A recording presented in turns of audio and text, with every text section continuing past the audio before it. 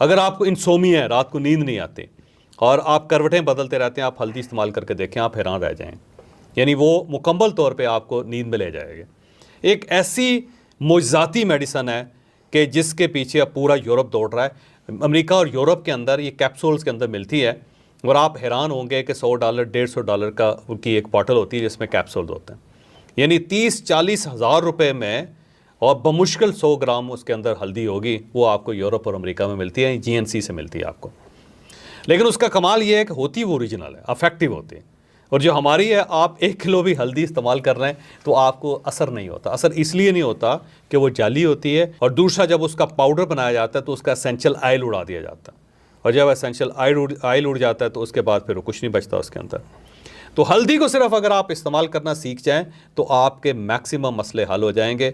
और मैं फिर दोबारा आपको यही कहूँगा कि आपका जो भी इशू है